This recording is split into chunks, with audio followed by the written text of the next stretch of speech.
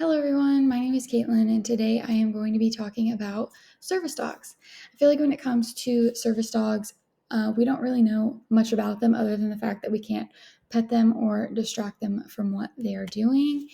So, a service dog is a dog that has been individually trained to perform a specific task for someone with a disability. There are multiple different jobs or disabilities a service dog can work for, but just to name a few of them, we have epilepsy, diabetes, post traumatic stress disorder, blindness, and deafness. And there are also a lot of tasks that service dogs can perform, which is pretty cool because it's a lot of stuff that you never thought a dog could even do. And to list a few here are assisting during seizures, alerting for allergens such as gluten, retrieving items, and navigating someone who is blind. Now, the requirements for a service dog to be called a service dog, they have to be well mannered at all times. And like I said before, they have to be trained to perform a specific task that aids in a disability. And a person is eligible for a service dog if they have a physical, emotional, or mental disability. Some benefits of having a service dog, other than the fact that they're helping someone with their disability, is that it increases fitness, improves happiness, and lowers stress. I know if you're like me and you love animals and you love dogs, just having them in your company is just a big stress relief in itself. Another question I feel like I hear a lot is, can my dog become a service dog? Which, yes, actually, your dog can, but I feel like you have to do it responsibly.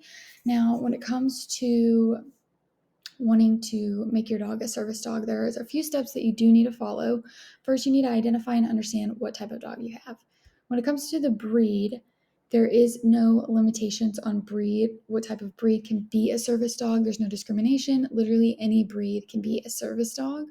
But you need to know if your dog has the right temperament for that. Next thing you need to do is you need to find a trainer, or if you're up to it, you can train your dog yourself. Now, in the US, they do not require a certain amount of hours of training for a dog to become a service dog, but the international standards suggest about 120 hours of training over the span of 6 months. After you finish your training, what you're going to want to do next is you have to pass a public access test. This is basically going to see if your dog is well mannered. So, some things that might make the dog fail a public access test is showing aggressive behaviors towards other dogs or people, um, panting a lot, being way too playful, not being able to focus on a task. And then lastly, once again, this is not required in the US, but I think it's a good thing to do is to have your service dog registered and certified. Something else I wanted to bring up is I feel like a lot of the times people confuse service dogs and emotional support animals and even sometimes therapy dogs. So, like I said, with a service dog, they're trained to perform a specific task for an individual with a disability. And when it comes to emotional support dogs, they're medically prescribed animals that provide therapeutic benefits through companionship, and mental health professionals are the ones to prescribe your emotional support animals, such as therapists, psychologists, psychiatrists. And another thing with emotional support animals is they can't go everywhere like service dogs can, so you can't take them to like restaurants and stuff like that with you. A specific type of service dog I wanted to talk about just because I thought this is a really cool service dog.